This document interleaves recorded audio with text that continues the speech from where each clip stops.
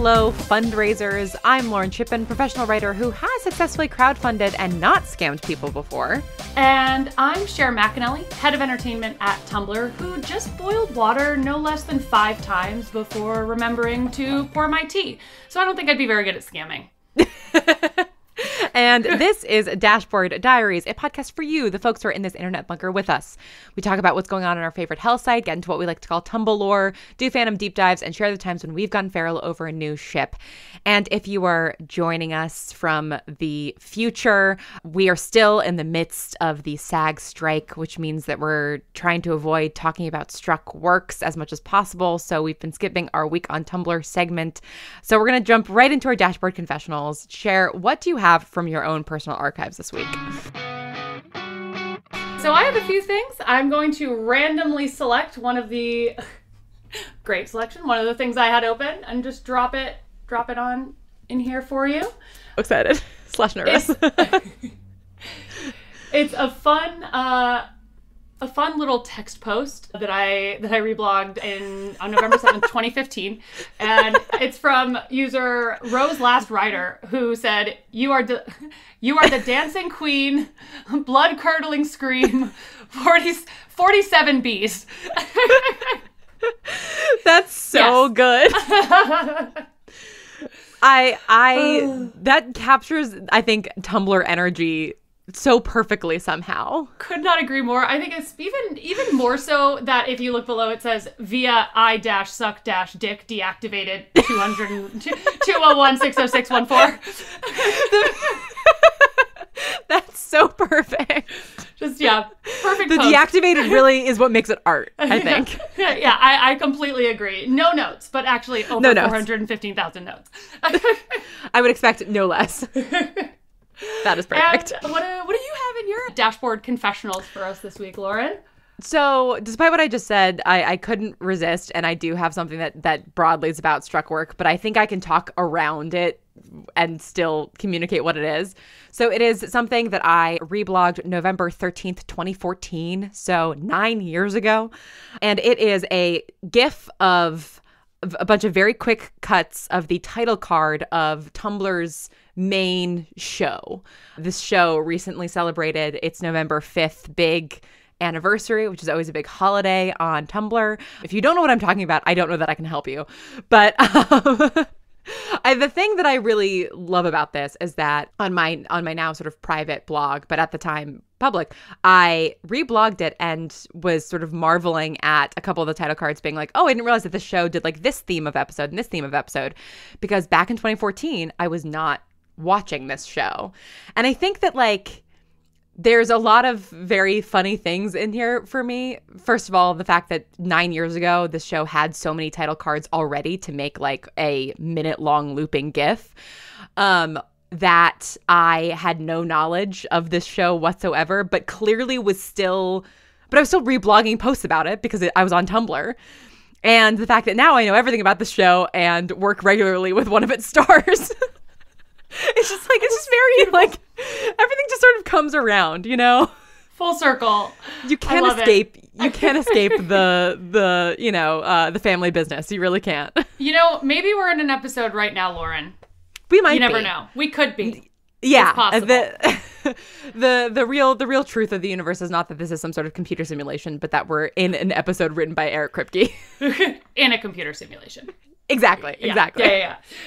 Whenever I see like long GIFs, because I don't know if you remember that I don't know, meme format or whatever was from a while ago where it would like flash through a bunch of things and it would be like drag, like when you drag the GIF, whatever you get, like the image you get is like, you know, who you are, you're like your vibe, or like whatever the answer is. Anyway, totally. I saw this and I'm like, I want it to pick an episode for me based on. Yes. Ooh, do it. Wait, what is it? What is it going to give you? Let's see. All right, I'm going to do it right now. What have we got? I think, okay. I got, how do I even describe this to you? Can I drop an image to you? It's like the blue one with the orb that like kind of explodes out. It looks very like, that one.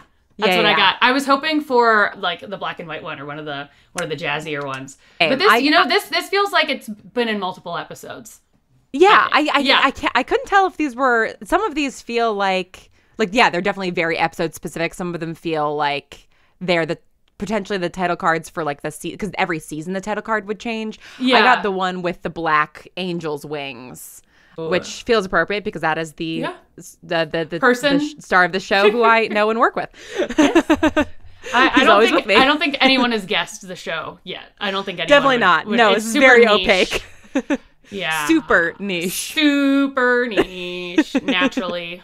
We'll obviously reblog this post to dashboarddiaries.tumblr.com so you can figure out what your title card vibe is. Yes. And also find out what the show that we're talking about is if you don't know. Though, again, like, you know, I was reblogging posts about this in 2014 when I wasn't watching this show. Like, it is Tumblr's TV show. Yeah, I was definitely reblogging posts about it well before I started watching it when we started recording this show. This podcast. Yeah. Exactly. I mean, Misha was the first person that I worked with at Tumblr. Like, I did first campaign I worked on was with him. That's wild. Oh my gosh. Everything really just... It's like six degrees of Kevin Bacon, but 6 degrees of this television show, you know? It is so true. The amount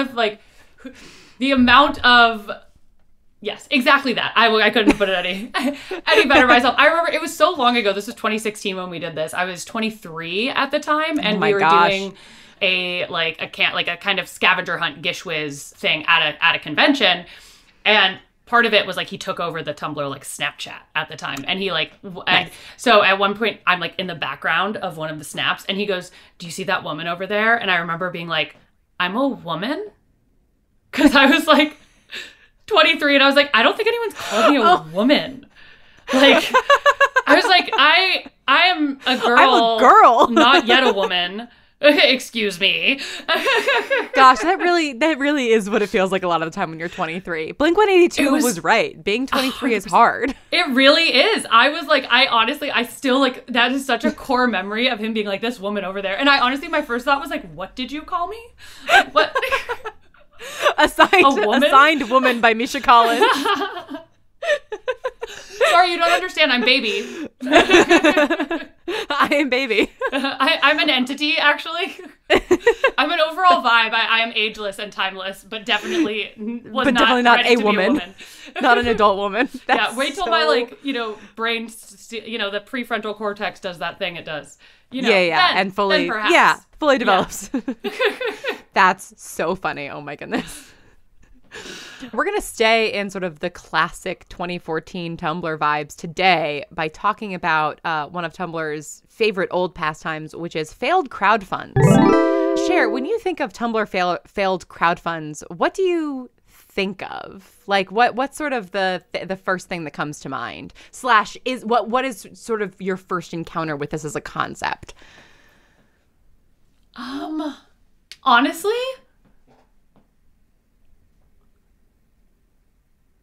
I'm thinking of so many like Tumblr sagas, but I don't think any crowdfund specific ones are really coming to mind. Okay, so some of this might be kind of new to you, maybe? Yeah, I think so, which is odd because I'm pretty sure we've talked about crowdfunds even in the last few episodes that we've done.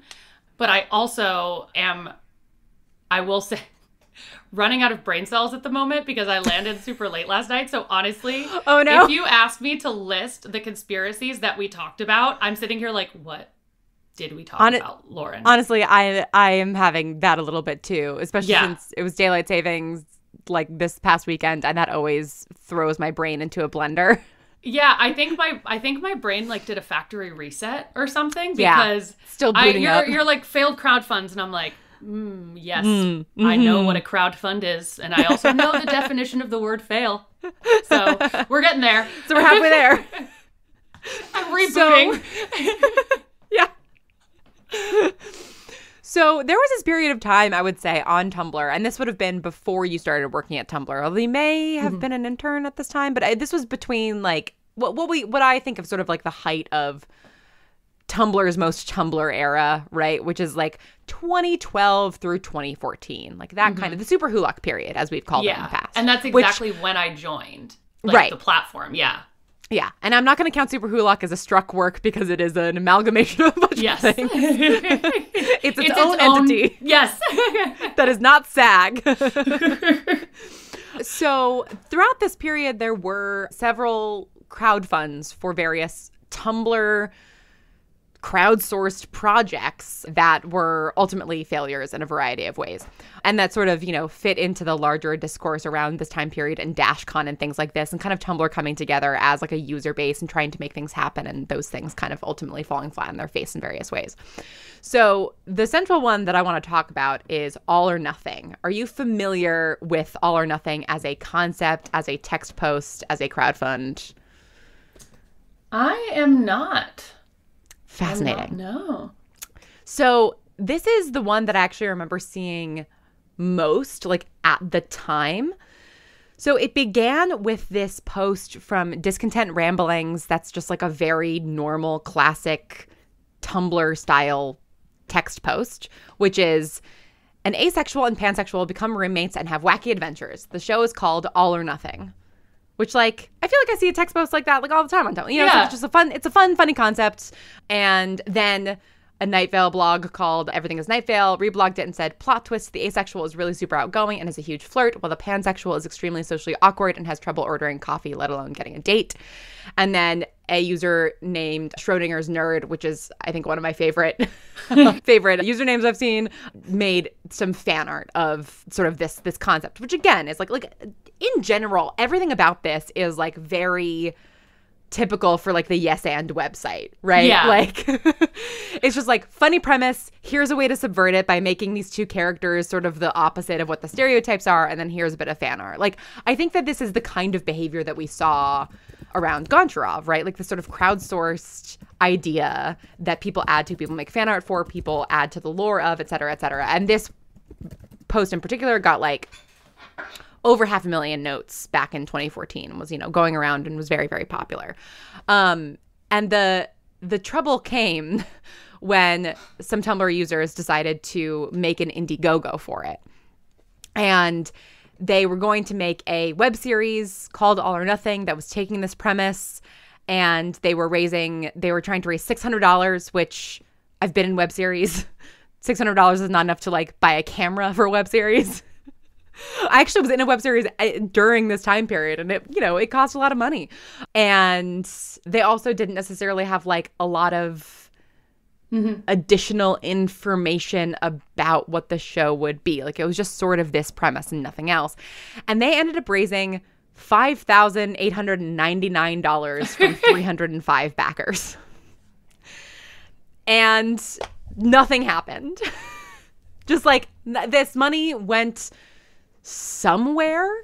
Like, I genuinely don't know what happened to it. I'm not quite sure that that's something that has been like actually like verified. Like, I think they eventually, like years after the fact, because of course, like, they raised the money, people were excited about this web series, nothing happened, years went by, and then eventually the person who started it, or one of the people who started it, was like, I was really young, I didn't know what I was doing, I'm gonna give everybody their money back. But I don't know that ended up like happening. Ooh. Because apparently the money got transferred to another person on the project, and that person ended up like spending it. So, just a very it was sort of interesting diving back into this, because like I said, like, I do remember this at the time, but thinking about Goncharov, right, and thinking about the number of like things that people made for the pure love of Goncharov, and putting all of this work in to sort of create something all together, and something really beautiful coming out of that, and this sort of being like an early version of that was much more linear, which was like, so we have an idea as Tumblr users, and we're going to execute it in the way that ideas get executed right now by people, by artists, independent artists, which is like a web series, rather than being like, let's all just like have fun in this space and play together, Yeah, and I love the Yes and website as just like a phrase because it's so accurate. Feel free to Tumblr can have that. I wrote it down. I love it so much. I will be crediting you, of course. And I also, this is so fun. This happened to me in college. Wait, what do you mean? Someone I went to college with wrote, a script for a short film, or like a, maybe like a little longer than a short film, like set up a crowdfund for it. I was cast in it. It was cast, like, we recorded it, like we filmed a bit of it on campus. I put, I think, $100 in, like there was like thousands of money. Jeez, okay, clearly on Reboot right now. Thousands of money, thousands of dollars that like was thousands of dollars were in this crowdfund, and just nothing. Film was never made. Nothing ever happened. No one ever got their money back. We never heard about it again. This friend never mentioned it again. Have not seen this friend in many years as well, unrelated to that crowdfund story. But also, yeah, I mean, interesting. It was right around that time too. That is and that interesting. Friend was definitely on the platform. Huh. Yeah. I wonder if they were at all sort of inspired by seeing. But, yeah. Like, not like inspired to like do the crowdfund to make their film. Not like, I'm sure they didn't intend to never finish, but like I think you're totally right. They were, yeah, for sure. Like, not for sure, but they may have been, because that was just around, I think this was like starting up, like just starting to be a thing people did. Yeah, and it's something that happened in sort of multiple different projects. And I think like for the most part, I really do think that like with DashCon, right? Like, the attempt was not to scam people out of their money. Like, I do think that, like, there was a real effort here to, like, put together a web series about, like, you know, these two queer roommates and, like, the wacky adventures that they had by, like, very enthusiastic teens who wanted to see representation in their media, and just were, like, going about it in, like, a very kind of, like, you know, ham-fisted, like, inexperienced way. Totally. Right? Yeah. I can for sure see that happening. You know, you get the $5,000 and it like, you try to make it work, you get it started, it never actually happens. You don't know what to do. You keep thinking you're going to eventually, you know, make it or do it. Well, and like, I think that like, you know, All or Nothing is sort of one of the most infamous, but I put in a couple of others here, including some honorable mentions. And one of the honorable mentions that I actually don't see talked about quite as much, but was another kind of failed crowdfund thing, is a finger slip, which I don't think got as much attention sort of in Tumblr widely, because I actually think like it was more like competently put together, but which I was very aware of because I was deep in the fandom for a particular BBC television show that was an update of some Arthur Conan Doyle stories. I wonder. You know, I wonder what that could be. We talked about the major conspiracy surrounding that particular show, the John Locke conspiracy, in our second episode. Yeah. But that show had a lot of really, really great fanfic. It's actually the show that got me back into reading fanfic. Like, I started reading fanfic in high school and then kind of fell off in late high school, early college. And then when this show started coming out in 2010, I was a big shipper and was reading a lot of fanfic. And there was this one fanfic called A Finger Slip that was like incredibly popular, sort of this like modern teenager AU of this show. And it got so popular that somebody decided to make a web series of it. And they were like working with a fanfic author and stuff, and they pulled together all of the money, and they actually cast it, they filmed it, and it just has yet to come out, because ultimately it was like one 19-year-old trying to do this whole thing. Yeah. And just like, they haven't finished editing it. And I think after a certain point, it was sort of like, it's been too long now. Like, I'm just going to sort of let this lie. So I think, like, again, that was like a very, very good faith effort thing, and it just didn't happen, because it's like, these things look like they're easier to execute, you know, than they actually are. Like 100%. A web series seems like it'd be easy to put together, but it's really not. But this particular web series raised, I just looked it up, $17,000. Jesus. Well, and to be fair, I do think that actually, people did get paid, right? Like, the actors got paid. They filmed the thing. Like, they bought equipment. You know, the money got used. Absolutely. And that's, it didn't get finished. It is such a, I totally understand. You know, you're when you're like a teenager and you see other people doing this and you think, how hard can it be? You know, I briefly tried to be a YouTuber, and by briefly, I mean same. One video. I think we've talked about this. Yes, have I said the video about applying to colleges, where I say, is anyone else applying to college, is one of the questions in my vlog, just in case anyone in the entire world also perhaps may is also maybe applying to colleges. Considering it. Yeah. So yeah, and it like, I mean, editing all that, I totally understand. Like, I feel like these were all absolutely good faith efforts, or like the ones we've been talking about, to make this happen. And then you realize how challenging it is. I'm sure like you get this as well, even in your day-to-day work. I definitely, like, where people just think, oh yeah, like it's easy, it's quick, like how long could it take? And you're like, this is There's a lot that goes into even like something that is quick and easy and simple and short, you know? Exactly. This is the story of my career, actually. Yep. Was like, I was listening to Welcome to Night Vale and I had an idea and I was like, how hard can it be to put together a podcast? I was like, I know it would be very hard to put together a podcast that sounds and is as good as Welcome to Night Vale, but like audio seems simpler than a web series. Because I was in a web series at the time and I was like, web series are very complicated, way more complicated than they appear to be. So maybe I'll make a podcast. And you know, I did pick a simpler idea that actually was a lot easier to execute than, you know, than a lot of other ideas. And it ended up working out in the end. But it was a ton of work, right? Yeah. And even now I sort of have ideas for projects. I mean, the podcast I have right now, Breaker Whiskey, that I'm doing is a daily podcast. And I was sort of like, how hard can this be to do? Just a few minutes. Just every day. Just every day. That's every fine. single day. Okay, Lauren, I have a pitch for you. Why Please. don't we let's make a web series about making web series and call it How Hard Can It Be? Oh my God, I love it. I love it. Tumblr, give us some money for this. How hard can it be? I do think that like, so yeah, okay. So like All or Nothing was a pretty successful one in terms of like the money that it raised. Fingerslip was incredibly successful. The other one that got a decent amount of money and had sort of, you know, its moment in the sun was Miss Officer and Mr. Truffles.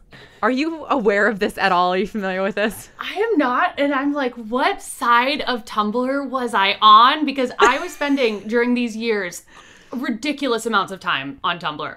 Like thousands in between 2012 and 2014, I reblogged over 30,000 things. Jesus Christ. All of this. I mean, you were on the aesthetic side of Tumblr, right? Like you were. Yeah.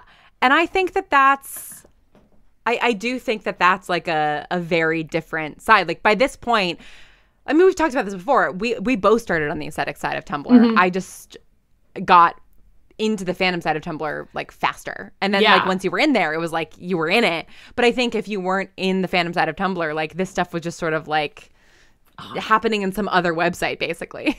Oh, absolutely. I was actually like my new favorite metaphor that I've just been building on because love a metaphor is like if Tumblr, like, okay, Tumblr, the website, if that's like a digital world, your dashboard is your city. Yes. And your like blog is your house. I love that. Yes. And so I was just like a city over, you know, exactly. With all like the inspirational quotes on like scenic backgrounds and, you know, gifs of like coffee steam rising. And there probably was like one major highway that went through these two cities, right? 100%. Like in terms of overlap, but like you just hadn't gotten on that highway yet. Wasn't quite. I was still on Main Street or like maybe a couple streets over, you know. I hadn't ventured out of the town yet. And then boy, I joined Tumblr and just got on a flight and, you know, went to a whole other side of the like platform's universe. Yeah. Well, and I do think that like to carry on this metaphor, which is a great metaphor, like eventually the fandom side of Tumblr just like the urban sprawl of it got so big, right? Where it started to like go into other cities. And now it's like, I think quite hard to be in any of the other cities on Tumblr and not like see like a random, you know, thing from like the Tumblropolis or whatever oh my gosh, there's a melting pot. There's some big, Yes. Oh my gosh, that is, I love it. Yes. Oh man. Well, so I don't think you would have seen these things because they were very much in the fandom side. This particular one, Miss Officer and Mr. Truffles, came from a real news story that had a photo of a short-haired female officer taking a picture of a little bear cub that was standing up, sort of like this is somewhere in Canada, I believe.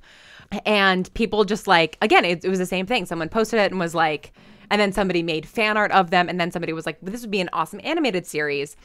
And in the inverse of All or Nothing, where All or Nothing was like, we're going to make an entire web series on $600. The Kickstarter for Miss Officer and Mr. Truffles was $80,000 to make one animated pitch to TV networks. They did not meet their goal. They raised $6,000, but it's Kickstarter, so I don't believe that they ended up actually getting the money. Yeah, because they didn't hit the goal. Yeah. Yeah, but again, I think like another, you know, good faith effort of people wanting to see something that they were experiencing and all sharing together on Tumblr like actually come to life in a really significant way. Yeah, definitely. I would have loved to see that. I still want to see that. This is all timeless. It can all still happen. I mean, like, that's the thing. I think that there's like a couple of interesting things, and I'm curious to hear your observations too. Like, there's a couple of things in here that I think are really indicative of both like Tumblr and also the particular youthful side of fandom that's on Tumblr, and I think this particular period of time on Tumblr, which is that like there is this very like yes and nature, which I think definitely still exists on Tumblr, right? We've seen that in major ways in recent years. But there's a yes and sort of just that's a little bit more surface level than I think what we see now. Like with Goncharov, like Goncharov got like fucking deep, right? Like people went in on Goncharov. Whereas I think a lot of these projects, like there was another honorable mention was the Arc project, which was a pitch for an RPG, a video game that was going to have a lot of great queer representation and representation of people of color. And the art for it was actually like really beautiful. But like that's all that the pitch was, right? And it was like, wait, it's a video game RPG. Like, what is the story? What is the gameplay? Like, representation isn't actually like an idea. And I think that's what I mean by surface level, right? Like a lot of these things, I think Miss Officer and Mr. Truffles was more of just like, this would be cute, right? But I think that All or Nothing, I think even like A Finger Slip to an extent was sort of like, we want to see queer stories. We want to see stories that center people of color. And mainstream media isn't doing that. All completely legitimate, all true. So we're going to do it, but we're doing it for that reason. And so there's not necessarily actually much there when it comes to like the story or the idea versus like Goncharov was sort of just a vibe that then got filled out into like a larger idea and plot and characters. I don't know. Is this making sense as like a thought? No, it absolutely is. And I couldn't agree with you more. And I think, like these are great ideas. They feel like they're writing prompts, essentially. Yes, each one you could it. have seen posted on like a writing prompts Tumblr, and you could have seen a million different stories written with these like 1-2 line prompts or like log lines. And so I think it's like they're all great ideas, and I think it just speaks to, like the kind of these are a lot of these are the people's first go at something like this. Their first try. They see this, they come up with this idea, and like it hits, and they're like, okay, well, why not? Let's do it, And so I totally understand it, not working out as anticipated, especially with how labor intensive this kind of stuff is. The creative side, especially like writing, coming up with copy with a couple lines or like a little concept is hard enough, but a whole storyline and then building out each character, so each character is like fully formed. Like it is a process. And I think I wouldn't have even thought about that 10, 15 years ago if you said like Cher, like write a TV show, like take me through like what are like the 5 steps that you would need to do to write a TV show. I'd be like, come up with an idea and like write a script, like I don't know. Exactly. Like come up with an idea, figure out the characters, write the script. But it's like, okay. But all of those things have a lot of smaller steps in them. Well, and to your point, I think you're absolutely right. Like one of the backer rewards for the $100 tier for the All or Nothing Indiegogo was to write a script. And it's like, that's not how you actually like build a writing staff, right? You can't just like have somebody pay $100 to get to write an episode. Like that's not. Each episode is so dramatically different. No cohesive storyline. The characters are completely different episode to episode.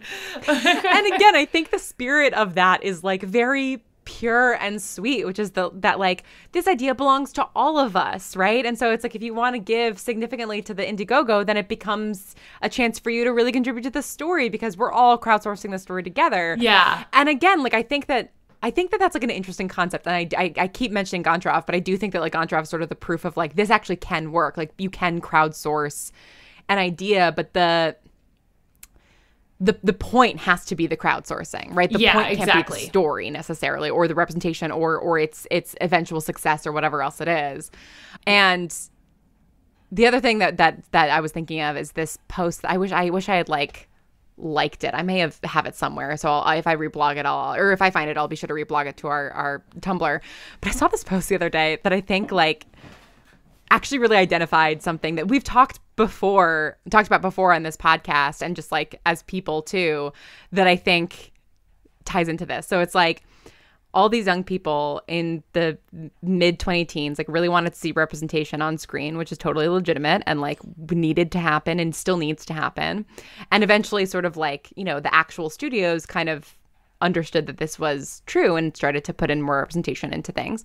But I saw this post the other day that was like, we've gone from queer baiting to story baiting, where now a show is advertised as having a lot of great representation, and then I watch it and there's no story or characters. It's like, I think that that's true a little bit. Oh my gosh. You know, we've talked before about like, you know, frustration. Like I have a lot of frustration around like queer romances and a lot of things because it's like, oh, look, they get together and they're happy and isn't that great? And it's like, yes, that's great. But I want the same kind of romances that I have for my straight ships where it's like, yeah, there's angst and there's like tragedy and there's, you know, like real conflict rather than just like, oh, look, here's a happy queer couple. And it's like, we need all of it, you know? Yeah. Tell the same, you're like, the goal is to tell the same, like, same stories, like same variety of stories. It just like, like these characters happen to also be queer or happen to also be, you know, like people of color. Like, it's just like, we're telling stories. We are not telling like, oh, like here, let's like ever so often it's like, yeah, this is like, you know, a story that is queer centered and queer focused, of course. But yeah, it's just like queer representation means like, you know, you want like, you know, the antagonist in, you know, like a Marvel movie to be queer, and then they're the antagonist and they just are also queer, you know? Exactly. And it's not some whole like what's the word? Hullabaloo? It's not some whole hullabaloo, you know? Exactly. And I think importantly, like they have a storyline and a character arc that is separate from their identity, right? Yes. Like exactly. We do need the stories that are about queer identity, that are about the identity of people of color and their experience and all of that kind of stuff, about disabled identities, you know, whatever it is, we need those stories. But we also just need stuff where it's like the point, I do think that like a lot of these, you know, crowdsourced ideas back in 2014 and a lot of like representation now in television is like, look, isn't it cool that we have these diverse people? And it's like, yeah, but like they're not fully fleshed out characters. Like, why do I care about them? And so I love that post of like, we're being story baited now. You know, we expect to have a story and instead we just get blank representation. I could not agree with you more. It's so frustrating to kind of like, you see these things, or like the way that characters are approached where their like identity, whatever it is, or like who they are is the centered thing, where it's like, if this was, you know, someone who has traditionally been represented in media, like a straight white man, like let's say like straight, you know, white men and straight white women have gotten any variety of stories told about them, protagonist, antagonist, super, like what have you, and like separate from, you know, their race or their gender or their, you know, or, you know, identity in any way. And I think, yeah, like it's, when you think of, disabled representation, so many titles like are focused on this person, you know, this person's struggle or story as it pertains to, you know, their disability, or is that the correct word to use? Like disability? I want to make sure that I'm just using like the right vernacular there. That's what that's been my understanding of it, that like I feel like most sort of like disability advocates and folks that I've read, like they prefer that versus over like differently abled, or like kind of erasure of right. Okay. I just wanted to make sure that's my understanding. I I could completely be wrong. I could totally be wrong, and happy to be corrected on it.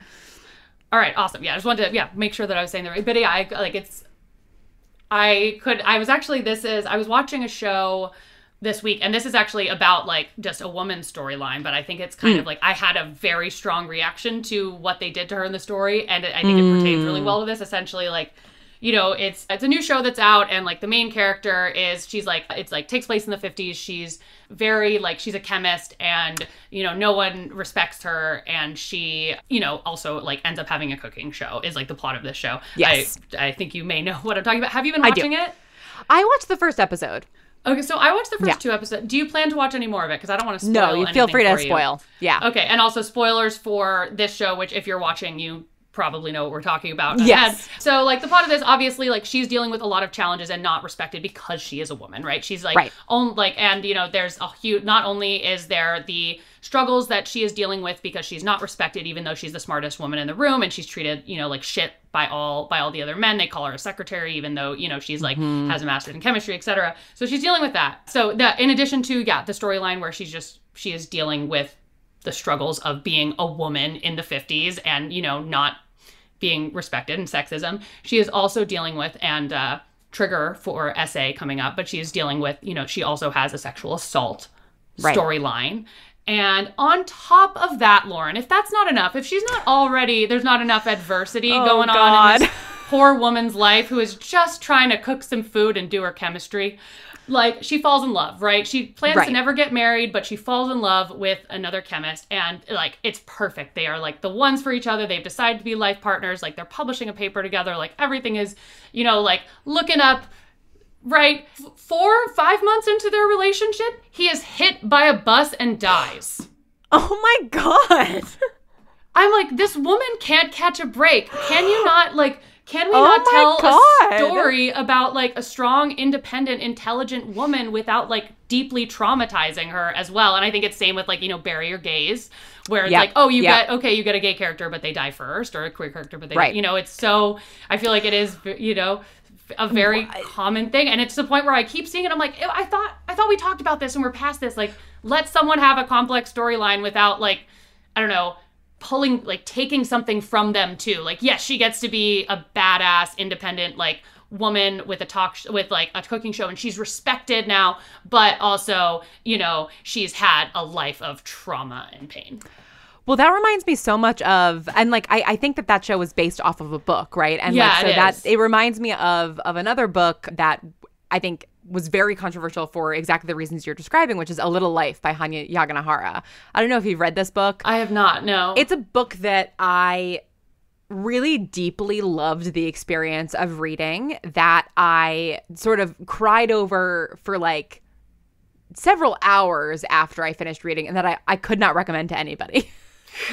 It's like, I without going too far into sort of like describing the plot of A Little Life, it was very and is very divisive among people. Like I have friends who've read it and they hated it. I have friends who read it and it's their favorite book. I sit somewhere in between, and it was sort of a similar thing where like the main character, it's sort of about 4 guys, but sort of the central character, Jude, and spoilers for A Little Life, I'm not going to go too far into it. There are queer characters in it, and I actually think that like the representation of queerness in a lot of ways is really great, and that characters are really allowed to be very complex within that. But like the main character, just, it's like trauma after trauma after trauma after trauma after trauma, and it just like, it feels like trauma porn, right? Like that was like the accusation that a lot of people threw at it. And I think that that's something that like a lot of people really get so much out of, and a lot of people, it's really cathartic. It really resonates with them. Like I said, like I actually really enjoyed the experience of reading the book. It was very, very powerful and very beautifully written, even though I have like complicated feelings about sort of the storyline now. But I think the problem is that so often with like female characters and with queer characters, that's like the entirety of our stories, right? Yeah. It's like, it's just that. And it's like, no, we also need like other things as well to sort of like layer in amongst all the trauma stuff.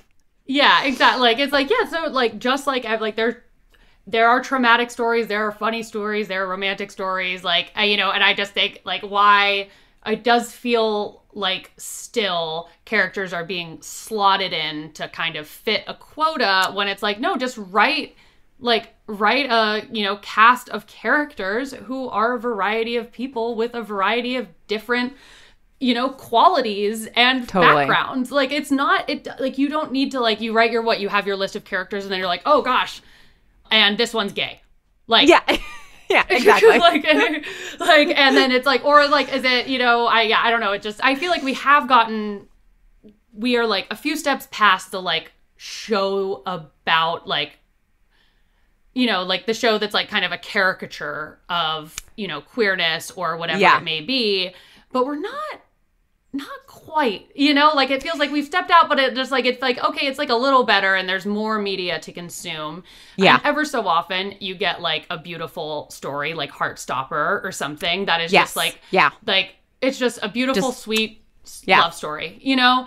And, but that is also, it's written by a queer person. So, you know, that, which again, like, hey, you want queer characters that are well written, hire queer writers. You want disabled characters that are well written, hire disabled writers. Like, you know, exactly, like, you know, the list goes on. And so, yeah, I think it's that. And it's, if we just have a wider variety of people in that writing room, these stories aren't going to feel forced because they'll, you know, because they'll be coming from like a lived experience instead of someone trying to assume what someone may be going through, or like kind of a like very stereotype or cookie cutter kind of thing. I think Heartstopper is a great example, a wonderful graphic novel series that also got turned into a TV show. So we have, for these purposes, we're talking about the graphic novel series. But like each of those characters, and it's a cast of tons of queer characters, like they have really complex relationships and problems outside of their identity. And their identity certainly, like, you know, like they experience conflict and experience, or not conflict, but challenges because they're queer in various ways. But like that's not sort of the central part of their conflict. And like there's so much about like friendship in there that's really lovely and that's complex, and family and just school pressure and all that kind of stuff. Yeah, it's just like a story about a group of teens, many of whom are queer. You know, and I just think that's, there's really like special and beautiful. I often say, you know, like, or like think like, I'm so glad that, you know, teens now and like young adults get Heartstopper, like as they're, you know, coming into their identity. It's definitely something I wish I'd had when I was a teenager. Yeah, totally. Yeah. Well, this has me in my feels, so I feel like we should, you know, move into our feels corner where we talk about what's giving us feels. Cher, what has you in your feels corner right now? What has me in my feels corner right now? I mean, other than this conversation, which I think like I now want to go read / other thing. Heartstopper. Loved the most recent iteration. What has me in my feels? I'm trying to you know, the new Beatles song, Now and Then. Oh, yeah. I still haven't listened to it. What are your feelings about it? I mean, it honestly, for the fact that it is like the last new Beatles song is kind of the way, like, it feels so perfect that this is that song. I don't know. I like can't believe it almost. Yeah, it's a really beautiful song. I really liked it. And there's like a cute little mini doc as well on YouTube, like about it. And so I think that has me in my feels. That had me like feeling, real emotional, and it was really beautiful to listen to. I've been listening to it quite a bit. So, yeah. Oh, what about you? That's so nice. I, unsurprisingly, am in my feels about video games. I guess, since we last chatted, I have played through all of Spider-Man 2, which was a masterpiece. It's so good. I have so many feelings about Peter Parker. But kind of pertinent to this conversation, I am playing Assassin's Creed Mirage right now. And the Assassin's Creed games are super interesting for a bunch of reasons. And this one takes place in Baghdad, and it's like a much sort of smaller, more like insular story, because it's like, I think one of the first times that they've had like actually like a repeating character. Like the main character Basim is from Valhalla, and this is kind of his like origin story. And one of the things I love about the Assassin's Creed games is how they like introduce you to these cultures that maybe are different from your own, and like there's so much great history in this game. So it just like it has me in my feels about sort of video games being like both fun stories and also like portals to these other times and places, and like cool way to like learn stuff. Okay, so funny you say that, and also I agree with you and need to play more video games. Still not through the prologue of The Last of Us, after I overnighted a PS4 to myself because I had to play it. But I saw I think a Heritage Tumblr post the other day about how someone was in, I think it was Florence with their family, and they couldn't find, and like their tour group was lost, and they like led their, okay, you know what? Nope. This is, I am now realizing this is an Ask Reddit thread that my brain melded into a Tumblr post, but it's probably a Tumblr post too. Amazing. Similar. I saw an Ask Reddit thread that was like, have you ever like been able to find your way around somewhere that you've never been because of a video game? And there were so many responses. I think the one about Florence was about Assassin's Creed, being like, I knew. I'm sure. You know, got our group to where we needed to go because I'd seen, you know, like played through the game so much. So I think that's so funny. And my question for you is, have you ever had an experience like that?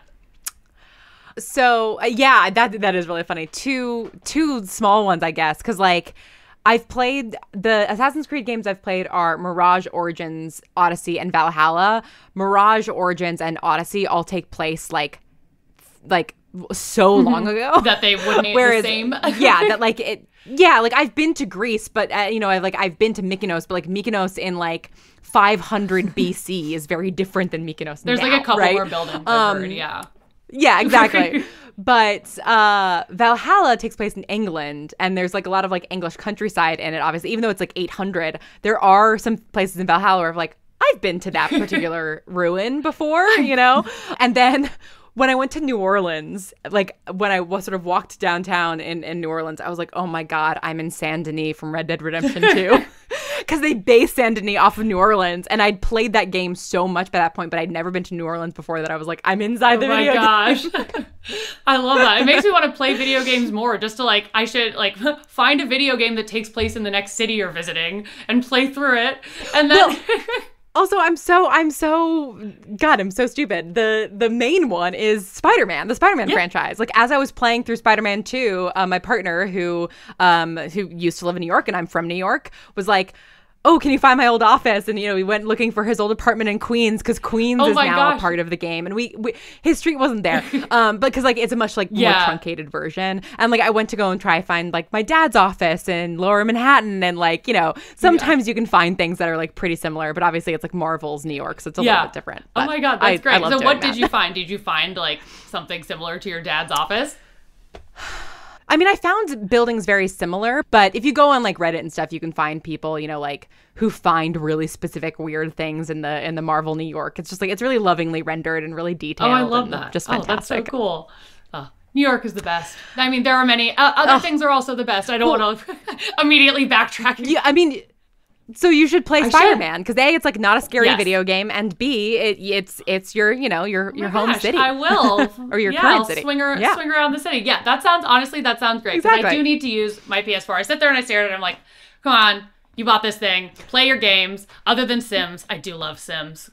I mean, Sims is so great. Never gets old. And with that, I'm Lauren Shippen, and you can find me at thelauren.tumblr.com. And I'm Cher McAnelly, and you can find me at overshares.tumblr.com. This has been Dashboard Diaries, and may your anons always be loving, your dash always refreshed, your gifts always be loading, and your ships always canon. May the fix your reading always be finished, and the answers you seek always in the reblogs. Thanks for scrolling with us.